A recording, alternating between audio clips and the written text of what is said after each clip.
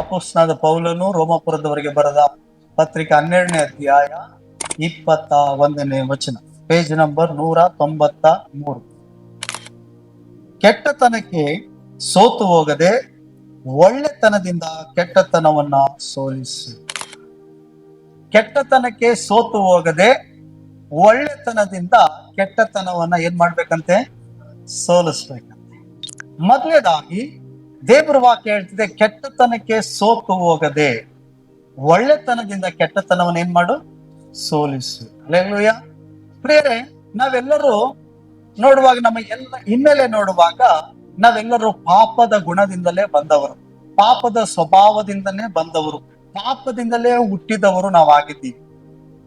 ಆದ್ರಿಂದ ಈ ಪಾಪದಲ್ಲೇ ಬಂದಂತ ನಮ್ಮನ್ನ, ಪರಿಶುದ್ಧತೆ ಇಲ್ಲದ ಜೀವಿತವನ್ನ ಜೀವಿಸುತ್ತಿದ್ದ ನಮ್ಮನ್ನ ಪರಿಶುದ್ಧರಾಗಿ, ನಿಷ್ಕಳಂಕರಾಗಿ ಮತ್ತು ಸ್ವರ್ಗೀಯ ದೇವರ ಮಕ್ಕಳಾಗಿ ಮಾರ್ಪಡಿಸೋದಕ್ಕಾಗಿ ನಮ್ಮ ರಕ್ಷಕನಾದ ಯೇಸು ಈ ಲೋಕಕ್ಕೆ ಬಂದು ನಿಮ್ಮನ್ನ ಪರಿಶುದ್ಧಗೊಳಿಸೋದಕ್ಕಾಗಿ ಸ್ವರಕ್ತವನ್ನೇ ನನಗಾಗಿ ನಿಮಗಾಗಿ ಸುರಿಸಿ ನಿನ್ನ ಪಾಪಗಳನ್ನ ತೊಳೆದು ನಮ್ಮನ್ನ ನೀತಿವಂತರಾಗಿ, ಸ್ವಕೀಯ ಜನರಾಗಿ ಮತ್ತು ಆತನ ಮಕ್ಕಳಾಗಿ ಮಾರ್ಪಡಿಸಿದ. ಹಲ್ಲೆಲೂಯಾ.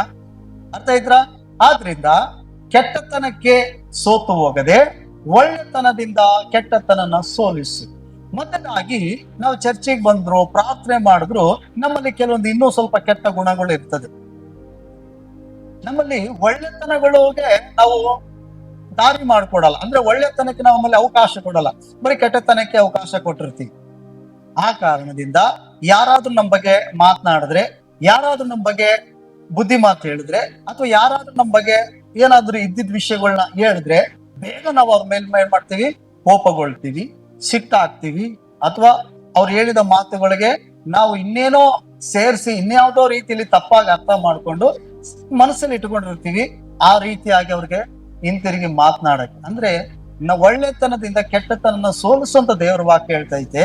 ಆದ್ರೆ ನಾವು ಅವ್ರು ಮಾತನಾಡಿದಂಗೆ ಸಮಯ ನೋಡಿ ನಾನು ಕೂಡ ಮಾತನಾಡ್ತೀನಿ, ಅವ್ರು ಮಾತಾಡಿದ್ರೆ ನಾನು ನೇರವಾಗಿ ಮಾತನಾಡ್ತೀನಿ ಅನ್ನೋದೇನಾಗಿರ್ತದಂದ್ರೆ ಕೆಟ್ಟತನದಿಂದ ಕೆಟ್ಟತನ ಸೋಲಿಸುವಂತ ಸ್ವಭಾವನ ತೋರಿಸ್ತದೆ.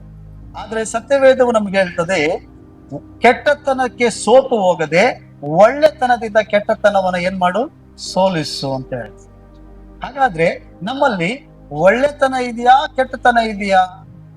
ನಾವು ಒಳ್ಳೆ ಸ್ವಭಾವದಿಂದ ನಮಗೆ ಕೇಳು ಮಾಡುವವರು, ನಮ್ಮ ಬಗ್ಗೆ ತಪ್ಪಾಗಿ ಮಾತನಾಡೋರು, ನಮ್ಮ ಬಗ್ಗೆ ಹಿಂದೆ ಮಾತನಾಡುವವರು, ನಮ್ಮ ಬಗ್ಗೆ ಇಲ್ಲದ ಸುಳ್ಳುಗಳನ್ನ ಹೇಳುವವರು, ಇಲ್ಲದೆ ಇರುವಂತ ವಿಷಯಗಳನ್ನ ಏನಂತೆ ಅದಕ್ಕೆ ಒಂದು ಮಾತಾಡಿದ್ರೆ ಇನ್ನು ಉಪ್ಪು ಖಾರ ಎಲ್ಲ ಹಾಕಿ ಎಕ್ಸ್ಟ್ರಾ ಮಾತಾಡಿ ನಮ್ಮನ್ನು ಬೇರೆಯವ್ರ ಮಧ್ಯದಲ್ಲಿ ಚಾಡಿ ಹೇಳೋ ರೀತಿಯಲ್ಲಿ, ಅಥವಾ ನಮ್ಮನ್ನ ಕೀಳಾಗಿ ನೋಡುವ ರೀತಿಯಲ್ಲಿ, ನಮ್ಮನ್ನು ತಪ್ಪಾಗಿ ನೋಡುವ ರೀತಿಯಲ್ಲಿ, ನಾವ್ ಏನೇ ಮಾಡಿದ್ರು, ನಾವ್ ಏನೇ ಮಾತನಾಡಿದ್ರು ಇದು ಸರಿ ಇಲ್ಲ, ಇದು ತಪ್ಪು ಅನ್ನೋ ಮನೋಭಾವನೆಯಲ್ಲಿ ಒಂಥರ ನಮ್ಮನ್ನ ತಪ್ಪಿನ ಸ್ಥಾನದಲ್ಲೇ ನಿಲ್ಲಿಸಿ ಮಾತನಾಡುವಂತ ಜನರ ಮಧ್ಯದಲ್ಲಿ ಅವರು ಮಾತನಾಡ್ತಿದ್ದಾರೆ.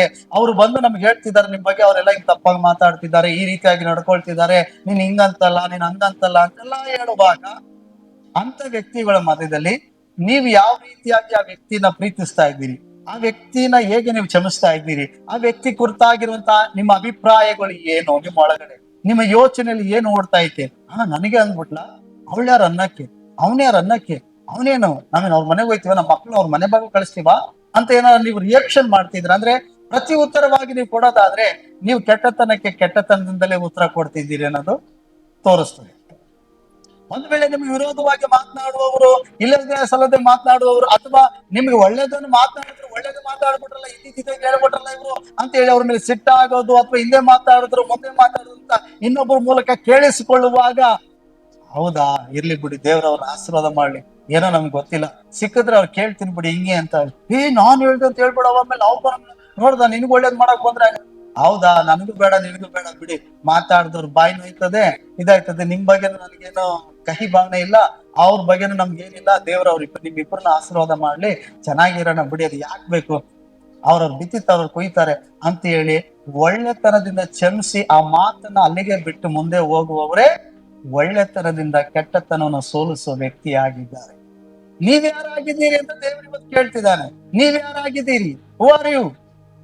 ನೀವು ಕೆಟ್ಟತನದಿಂದ ಸೋಲಿಸುವ ವ್ಯಕ್ತಿನ, ಅಥವಾ ಕೆಟ್ಟದ್ದು ನಿನಗೆ ಮಾತನಾಡೋರು, ಕೆಟ್ಟದ್ದು ನಿನಗೆ ಮಾಡೋರ್ಗೆ ನೀನು ಒಳ್ಳೆತನದಲ್ಲಿ ಉತ್ತರ ಕೊಡುವಂತ ವ್ಯಕ್ತಿ ಆಗಿದೆಯಾ?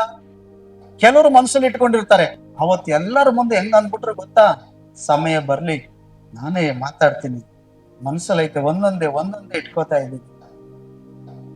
ಫಸ್ಟ್ ಹಾಳಾಗೋದು ನೀನೇ, ಫಸ್ಟ್ ಹಾಳಾಗೋದು ನಿನ್ನ ಆತ್ಮಿಕ ಜೀವಿತನೇ, ಫಸ್ಟ್ ಹಾಳಾಗೋದು ನಿನ್ನ ವಿಶ್ವಾಸನೇ, ಫಸ್ಟ್ ನೀನ್ ಕಳ್ಕೊಳ್ಳೋದು ನಿನ್ನ ಆಶೀರ್ವಾದನೇ, ಫಸ್ಟ್ ನೀನ್ ಕಳ್ಕೊಳ್ಳೋದು ನಿನ್ನ ಒಂದು ಮನಸ್ಸಾಂತಿ ನೆಮ್ಮದಿನೇ ನೀನ್ ಕಳ್ಕೊಳ್ಳೋದು.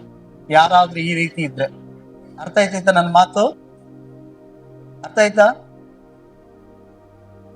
ಅದಕ್ಕೆ ಹಿಂದೆ ಮಾತಾಡ್ತಾರೋ ಮುಂದೆ ಮಾತಾಡ್ತಾರೋ ಅಥವಾ ಕಾರ್ಯ ಮಾಡ್ತಾರೋ, ಇಲ್ಲ ನೆವೆ, ಕೆಲವ್ರು ಅಂತಾರಲ್ವಾ ನೆವೆ ಸಭೆಯಲ್ಲಿ ಮಾತನಾಡ್ತಾರೋ, ಎಲ್ಲೋ ಮಾತಾಡ್ಲಿ, ಬಟ್ ಆದ್ರೆ ಅದು ನನಗೆ ಒಳ್ಳೇದಾಗ್ತದ ಕೆಟ್ಟದ್ದಾಗ್ತದ ಯೋಚನೆ ಮಾಡಿ. ಅರ್ಥ ಆಯ್ತಾ? ಅವ್ರು ಮಾತಾಡಿದ್ರು ಒಂದ್ ಏಟ್ಗೆ ನಾನು ಹಂಗೆಲ್ಲ ಆಗಲ್ಲ. ನಾನು ಯಾರು ಅನ್ನೋದು ನನಗ್ ಗೊತ್ತಿರ್ಬೇಕು. ನೀನ್ ಯಾರು ಅನ್ನೋದು, ನಿನ್ನ ವೇಟ್ ಏನನ್ನೋದು, ನಿನ್ನ ಸ್ವಭಾವ ಏನನ್ನೋದು ನಿನ್ಗೆ ಗೊತ್ತಿರ್ಬೇಕು. ನೀನು ಒಳ್ಳೆಯವಳ ಕೆಟ್ಟವನ, ನೀನು ಒಳ್ಳೆಯವನ ಕೆಟ್ಟವನ ಅನ್ನೋದು. ಅರ್ಥ ಆಯ್ತಾ? ಕೆಟ್ಟ ಗುಣ ನಿನ್ನಲ್ಲಿ ಇದ್ರೆ ಬೇಗ ನಿನಗೆ ಸಿಟ್ಟು ಬರ್ತದೆ, ಬೇಗ ನೀನು ಅವ್ರಿಗೆ ಮೈ ತೀರಿಸ್ಬೇಕು ಅನಿಸ್ತದೆ, ಬೇಗ ಅದಕ್ಕೆ ಉತ್ತರ ಕೊಡ್ಬೇಕು ಅನಿಸ್ತಾ ಇರ್ತದೆ. ನಿನ್ ನಿದ್ರೆನೆ ಬರಲ್ಲ. ಎಷ್ಟೊತ್ತಿಗೆ ಅದ್ ಮಾತಾಡ್ಬಿಡ್ಲಿ, ಅವ್ರು ಮಾತಾಡಿದಕ್ಕೆ ಸರಿಯಾಗಿ ಉತ್ತರ ಕೊಡ್ಬೇಕಂತ ತುದಿ ನಾಲ್ಗೆ ಬಂದಿತ್ತು, ನುಂಗ್ಕಂಡೆ ನಾನೇ ಬೇಕಂತ. ಹಿಂಗ ಅನ್ಕೊಂಡ್ ನೀನ್ ಮನಸ್ಸಲ್ಲಿ ಇಟ್ಕೊಂಡು ಹೋದ್ರೆ ಒಂದು ವಾರ ಅಲ್ಲ, ಆ ವ್ಯಕ್ತಿ ಸಿಗೋ ತನಕ ಮತ್ತೆ ವ್ಯಕ್ತಿಗೆ ಹೆಂಗಾರ ಮಾಡಿ ನೀನು ಇಂಡೈರೆಕ್ಟ್ ಆಗಲಿ ಡೈರೆಕ್ಟ್ ಆಗಲಾಗ್ಲಿ ಮಾತಾಡೋ ತನಕ ಅದು ಮನಸ್ಸಲ್ಲಿ ಒಂದ್ ಮೂಲೆಯಲ್ಲಿ ಇಟ್ಕೊಂಡು ಚುಚ್ಚುತ್ತಾನೇ ಇರ್ತದೆ ನಿನಗೆ. ಮನೆ ಕಳುವಾಗ್ಲೂ ಅದೇ ಯೋಚನೆ ಮಾಡ್ತಿ, ಉಣುವಾಗ್ಲೂ ಅದೇ ಯೋಚನೆ ಮಾಡ್ತಿ, ಏಕಾಂತವಾಗಿದ್ದಾಗ್ಲೂ ಅದೇ ಯೋಚನೆ ಮಾಡ್ತಿ, ಪ್ರಾರ್ಥನೆ ಮಾಡುವಾಗ್ಲೂ ಅದೇ ಬರ್ತಾ ಇರ್ತದೆ. ಅದಕ್ಕೆ ಇಬ್ರಿಯ ಪತ್ರಿಕೆ ಹೇಳ್ತದೆ, ಯಾವ ವಿಷವುಳ್ಳ ಬೇರು ನಿಮ್ಮ ಹೃದಯದಲ್ಲಿ ಇರಬಾರದು. ಆ ವಿಷ ಅನ್ನೋದು ಬೇರು ನಿಮ್ ಒಳಗಡೆ ಇದ್ರೆ ಅದೇನ್ ಮಾಡ್ತದೆ ಅಂದ್ರೆ, ಅದು ದಿನೇ ದಿನೇ ಅದ್ರ ಬಗ್ಗೆ ಯೋಚನೆ ಮಾಡಿ ಮಾಡಿ ಮಾಡಿ ಅದು ಎಮ್ಮರವಾಗಿ ಬೆಳೀತಾ ಇರ್ತದೆ. ಅವಾಗ ನೀವ್ ಮಾತ್ರ ಹಾಳಾಗೋದಲ್ಲ, ನಿಮ್ ಜೊತೆ ಯಾರು ಸಹವಾಸ ಮಾಡ್ತಾರಲ್ಲ, ನಿಮ್ ಜೊತೆ ಪ್ರೀತಿ ವಿಶ್ವಾಸದಲ್ಲಿ ಯಾರು ಇರ್ತಾರಲ್ಲ, ಅವ್ರು ಎಲ್ಲರನ್ನೂ ಕೆಡಿಸ್ತೀನಿ. ನನ್ಗೂ ಬೇಜಾರಾಯ್ತು ಅವ್ರು ಮಾತಾಡಿದ್ದು. ಅವತ್ ಹೆಂಗಂದ್ಬಿಟ್ರು ಗೊತ್ತಾ, ನೀನ್ ಅವತ್ತಿದ್ದೆ ಅಲ್ಲ? ಇಲ್ಲ ಅವತ್ ಬರ್ಬೇಕಾಯ್ತು, ಇವ್ರಿದ್ರು ಕೇಳ್ಬೇಕಾದ್ರೆ. ಅದಕ್ಕೆ ಅಪೊಸ್ತಲನಾದ ಪೌಲ ಹೇಳ್ತಾನೆ, ಕೊರಿಂಥ ಪಟ್ಟಣಕ್ಕೆ ಬರೆಯುವಾಗ, ಸ್ವಲ್ಪ ಹುಳಿ ಕಣವೆಲ್ಲ ಹುಳಿ ಮಾಡ್ತದೆ. ನಿನ್ನಲ್ಲಿರುವಂತ ಸ್ವಲ್ಪ ಬೇಜಾರು, ಸ್ವಲ್ಪ ಅಸಮಾಧಾನ, ಯಾರು ನನಗೇನೋ ಅಂದ್ರು, ಒಳ್ಳೇದಂದ್ರು ಕೆಟ್ಟದಂದ್ರು, ನನಗದು ತಗೊಳಕ್ ಆಗ್ಲಿಲ್ಲ, ಅದು ಸ್ವೀಕರಿಸ್ಕೊಳಕ್ ಆಗ್ಲಿಲ್ಲ ಅನ್ನುವಾಗ ಅದೇನಾಗಿರ್ತದೆ ಅಂದ್ರೆ ನಿನ್ ಮನಸ್ಸೆಲ್ಲ ಕೆಡಿಸ್ತದೆ, ನೀನ್ ಒಳ್ಳೆತನ ಎಲ್ಲ ಕೆಡಿಸ್ತದೆ, ನಿನ್ ಕುಟುಂಬನೇ ಕೆಡಿಸ್ತದೆ. ನಾಳೆ ನೀನು ಅಕ್ಕಪಕ್ಕದಲ್ಲಿರೋ ಕೆಡಿಸ್ಕೊಂಡು ಹೋಯ್ತಾನೆ. ಅದಕ್ಕೆ ದೇವರು ವಾಕ್ಯ ಹೇಳ್ತದೆ, ಕೆಟ್ಟತನಕ್ಕೆ ಸೋತು ಹೋಗ್ಬೇಡ. ಕೆಲವರು ಇಲ್ಲೇ ಸೋಲ್ತಾ ಇರೋದು. ಕ್ರೈಸ್ತರ ಗುಣ ಏನಂದ್ರೆ, ದೇವರ ಮಕ್ಕಳ ಗುಣ ಏನಂದ್ರೆ, ಕೆಟ್ಟತನಕ್ಕೆ ಸೋತು ಹೋಗೋದಲ್ಲ, ಒಳ್ಳೆತನದಿಂದ ಕೆಟ್ಟತನ ಸೋಲಿಸುವಂತದ್ದಾಗಿದೆ. ಬೇರೆ ನಾನು ಆಗ್ಲೇ ಹೇಳಿದ ಹಾಗೆ ನಾವೆಲ್ಲರೂ ಕೆಟ್ಟವರಾಗಿದ್ದೀವಿ, ನಾವೆಲ್ಲರೂ ಪಾಪದಿಂದ ಹಿನ್ನೆಲೆಯಿಂದ ಬಂದವರು. ಆದ್ರೆ ಒಳ್ಳೆಯವನು ದೇವರು ಒಬ್ಬನೇ, ಯೇಸು ಸ್ವಾಮಿ ಮಾತ್ರ ಒಳ್ಳೆಯವನಾಗಿದ್ದಾನೆ. ಆದ್ರೆ ನಾವು ನೀನು ಮಾಡಿದಂತ ತಪ್ಪಿಗೆ ಆತನು ಶಿಕ್ಷೆ ಕೊಡ್ಲಿಲ್ಲ. ಅರ್ಥ ಆಯ್ತಾ? ಇಲ್ಲ ಹೊತ್ತಿಗೆ ಇಟ್ಕೊಬಿಟ್ಟು ನೀನು ಬಿಟ್ಬಿಡ್ತೀಯಲ್ಲ ಸಾಕಣ ಅಂತ ಎದುರಿಸ್ತಿಲ್ಲ ನಮ್ಗೆ, ಹೌದಲ್ವಾ? ಅಥವಾ ನೀನು ನಾನು ಮಾಡಿದಂತ ರಹಸ್ಯ ಪಾಪ ಬಹಿರಂಗ ಪಾಪನೋ ಎಲ್ಲರ ಮುಂದೆ ಎತ್ತಾಡಿತೇನೆ, ನೀನು ಸರಿಲ್ಲ, ಇವಳು ಸರಿಲ್ಲ ಅಂತ ಹೇಳಿ ದೇವರು ನಮ್ಮನ್ನ ಶಿಕ್ಷಿಸ್ನಿಲ್ಲ, ದಂಡಿಸ್ನಿಲ್ಲ, ದೂರ ತಳ್ಳಿಲ್ಲ, ಅಥವಾ ನಮ್ಮ ಮೇಲೆ ವ್ಯಾಧಿಗಳನ್ನ ಬರ ಮಾಡ್ಲಿಲ್ಲ, ಅಥವಾ ನಮ್ಮನ್ನ ನರಕಕ್ಕೆ ಹಾಕ್ಬಿಡ್ಲಿಲ್ಲ. ಅರ್ಥ ಆಯ್ತಾ? ಆದ್ರೆ ಪರಲೋಕದಿಂದ ಒಳ್ಳೆ ದೇವರು ಮನುಷ್ಯನಾಗಿ ಬಂದು ತಾನು ನಮ್ಮನ್ನ ಪ್ರೀತಿ ಮಾಡುವ ಮೂಲಕವಾಗಿ ತನ್ನ ಒಳ್ಳೆತನವನ್ನ ನಮ್ಮೊಳಗಡೆ ಕಳಿಸಿ, ನಮ್ಮೊಳಗಡೆ ಬರುವಂತೆ ಮಾಡಿ, ನಾವು ಅವನ ಒಳ್ಳೆತನವನ್ನ ಅರ್ಥ ಮಾಡಿಕೊಳ್ಳುವಂತೆ ಮಾಡಿ, ಆ ಒಳ್ಳೆತನದಿಂದ ನಮ್ಮ ಕೆಟ್ಟತನವನ್ನ ಸಂಪೂರ್ಣವಾಗಿ ತೆಗಿತಾ ಬರ್ತಿದ್ದಾನೆ.